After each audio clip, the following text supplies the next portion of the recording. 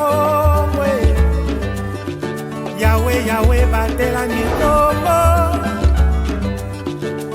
Yahweh, Yahweh, bénissa Nikongo.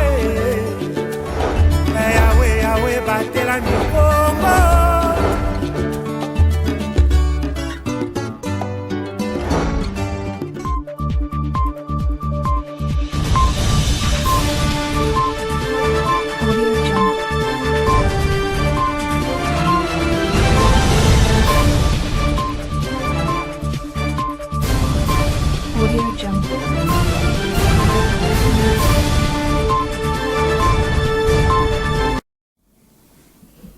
Vous êtes au rendez-vous de l'actualité, mesdames, messieurs. Merci de nous rejoindre dans ce nouveau journal sur les antennes de Ma Bannière Télévision. Bienvenue à toutes et à tous à la une de l'actualité. 4 janvier 1959, 4 janvier 2023, 64 ans se sont écoulés depuis que le sang des Congolais a coulé à la place Imka à Léopoldville, l'actuel Kinshasa, de la suite d'une répression d'un rassemblement de mouvements de l'Alliance des bâtisseurs du Congo à l'époque de l'Alliance Bas-Congo, un mouvement qui a été appuyé par des supporters de l'ASV Club qui revenaient du stade pour manifester contre la colonisation et revendiquer l'indépendance. Les détails des événements dans ces récits.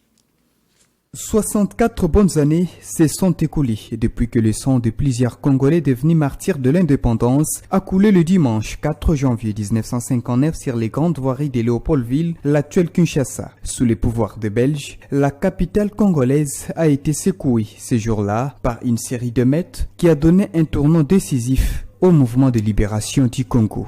Après les rassemblements des adeptes du mouvement national congolais autour de Patrice Emery Lumumba, le 28 décembre 1958, pour les comptes rendus de la conférence des peuples africains tenue à Accra, au Ghana, le leader du parti politique Alliance des Bas-Congo, Abako, Joseph Kasavubu, va décider de convoquer son propre meeting le dimanche 4 janvier 1959 pour parler du nationalisme africain. Mais la demande de l'organisation de ce grand rassemblement au terrain Imka sera rejetée par les autorités coloniales. Malgré l'interdiction, une foule immense se rassemble devant le lieu du meeting. Les partisans de la Bako n'ont pas digéré cette interdiction et ont commencé à s'attaquer à la police et aux biens des Belges. Les manifestants seront soutenus quelques minutes plus tard par quelques 20 000 personnes sorties du stade Tata Raphaël en colère des suites d'un mauvais arbitrage d'un match de football des V-Club bien attendu. Le cycle de violence va dégénérer, plusieurs magasins seront pillés et des voitures brûlées. Le bilan de la répression de ces mouvements était de 49 morts selon les autorités coloniales et plus de 500 morts selon la Bako, mais aussi plus de 300 personnes interpellées, dont Joseph Kasavubu. Ces émeutes ont ouvert la voie à des profondes négociations jusqu'à obtenir l'indépendance une année plus tard, soit le 30 juin 1960. En mémoire de ces héros, la journée du 4 janvier a été dédiée aux martyrs de l'indépendance et décrétée journée chômée et payée sur l'ensemble de la RDC. Voilà, mesdames, messieurs, changeons de registre. L'approvisionnement en eau potable et l'accès à l'énergie électrique, c'est un véritable calvaire pour la population du nouveau quartier Mpombo dans le territoire de Mwanda. Mais c'est un quartier collé à la ville portière et historique d'Eboma. Cette population lance un SOS aux autorités compétentes pour pallier à cette difficulté. La population de ces nouveaux quartiers appelés Mpombo, au secteur de Boma-Bungu, territoire de Mwanda dans la ville de Boma, au quartier communément appelé kilomètre 8, éprouve plusieurs difficultés sur l'approvisionnement en eau potable et l'accès à l'électricité. Dépourvus des pompes de la régie des eaux et des bornes-fontaines, les habitants de cette partie de la ville portière de Boma utilisent les eaux des sources. Selon une dame trouvée sur place par nos confrères à Boma, cette eau est impropre à la consommation. Par manque d'autres alternatives, les citoyennes et citoyens du quartier Mpombo sont contraints d'utiliser cette denrée en dépit des conséquences sanitaires. Il faut donc parcourir une distance importante pour s'en procurer. Nous avons un sérieux problème d'eau. L'étiomère est très loin d'ici. Il faut parcourir une longue distance pour s'approvisionner en eau. Ça nous fait une grande difficulté.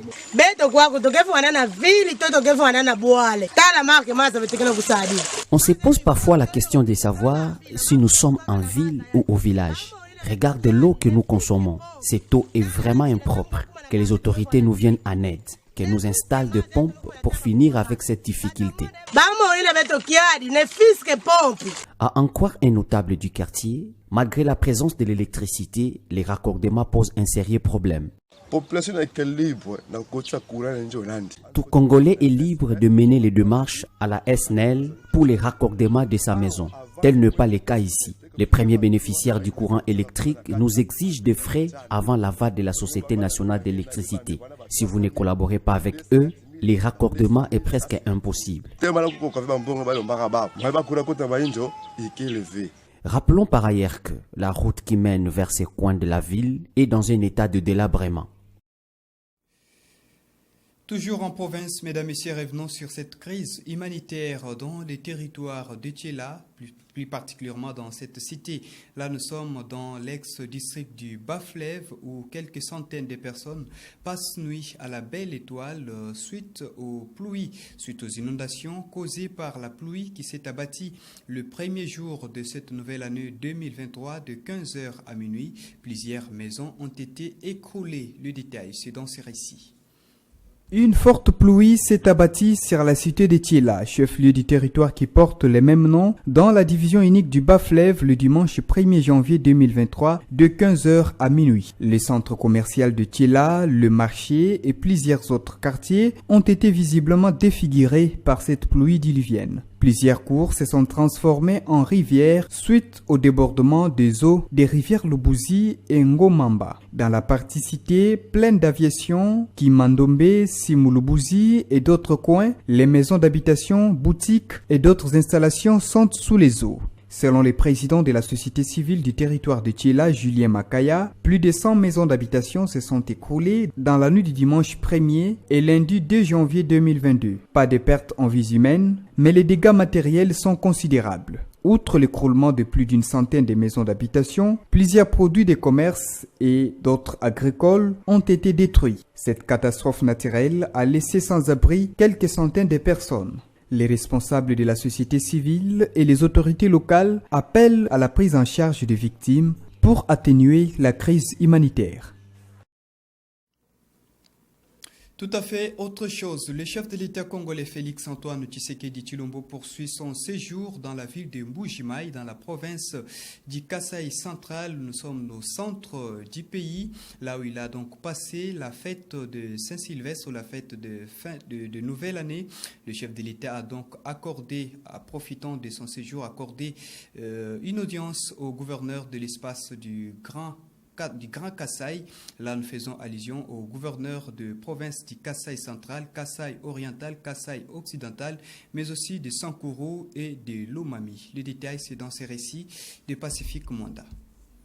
En séjour dans l'espace Grand Kasaï, le président de la République démocratique du Congo, Félix Antoine Tshisekedi Tshilombo, a reçu en audience les chefs des exécutifs provinciaux de cette partie du pays, notamment les provinces du Kasaï oriental, Kasaï occidental, Kasaï central, Sankuru et Lomami, le mardi 3 janvier 2023. Les processus électoraux et les avancées sur terrain du programme de développement local des 145 territoires étaient au menu de leurs échanges. À l'unanimité, les représentants du chef de l'État dans l'espace Grand Kasaï se sont dit honorés par le président de la République qui a résolu de communier avec eux. Nous avons parlé avec le chef de l'État des questions qui concernent notre espace Grand Kasaï. Nous l'avons remercié d'abord d'avoir rendu visite à la population du Grand Kasaï et avoir accepté de partager la Saint-Sylvestre avec notre population et nous avoir associés à cet événement. Et de ce point, nous avons profité pour discuter avec lui sur le plan de développement de 145 territoires et les avancées que nous avons constatées sur terrain, ainsi que les défis qui sont constatés jusqu'à ce jour, avant évidemment de recevoir de sa part quelques orientations relatives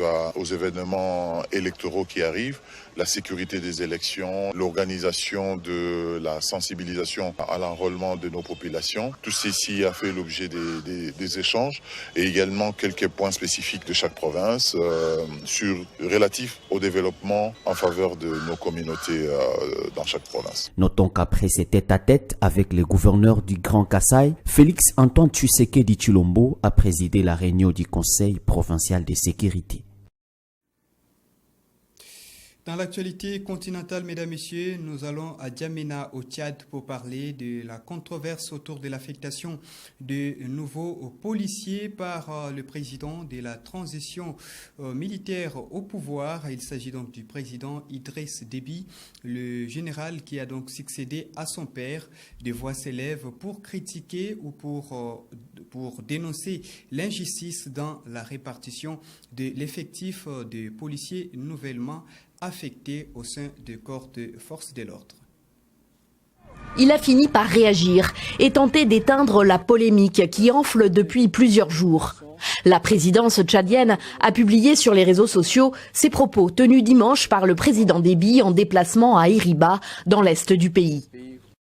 L'arrêté ayant été décrié pour insuffisance, j'ai instruit le gouvernement de prendre un autre arrêté supplémentaire pour corriger les manquements en faveur des provinces sous-représentées. Cette mesure de correction est prise en réponse à la critique positive, légitime et fondée exprimée par un bon nombre de nos concitoyens. Le 27 décembre, un premier arrêté signé par les ministres de la Sécurité publique et des Finances est publié. Il donne une liste de 1558 nouveaux policiers, quasiment tous issus de la région BET, dans l'extrême nord du Tchad. Une région dont sont originaires plusieurs dignitaires du régime. Rapidement, des représentants de l'opposition et de simples citoyens crient au favoritisme. Vendredi, la colère gagne le Conseil national de transition en pleine séance. Certains conseillers réclament l'annulation du texte. D'autres que de nouveaux recrutements viennent rétablir l'équilibre. Malgré la récente prise de position du président Déby, les critiques perdurent. Parmi les opposants encore présents dans le pays, le président de l'UDP qui s'inquiète pour la suite de la transition. Aujourd'hui, c'est l'État lui-même qui entretient le communautarisme. Et le communautarisme tue la République. C'est de ça qu'il s'agit. Et nous ne voulons plus de communautarisme. Mais si M. Mahamad, après son dialogue, après tout ça, avec son Premier ministre, met le communautarisme comme mode de gouvernance du Tchad, mais on ne va pas les laisser continuer pour le temps qu'il leur reste. Il existe bien un concours au Tchad pour intégrer la police. Mais certaines nouvelles recrues peuvent être nommées au titre du remplacement numérique. Une tradition qui consiste à remplacer un fonctionnaire décédé par l'un de ses proches, un fils notamment. Une tradition de plus en plus contestée aujourd'hui. Et voilà, dans la page sportive, selon certains analystes et acteurs sportifs de la province du Congo central, les niveaux du sport en général et du football en particulier est en chute libre par rapport aux années précédentes. Parmi les causes de l'absence des infrastructures sportives répondant aux normes. C'est ce que nous dit le président de l'association sportive Ingasport, Patrick Luvungu Lando, au micro de Jean Singoi. Le sport au Congo central n'évolue pas par manque d'infrastructures.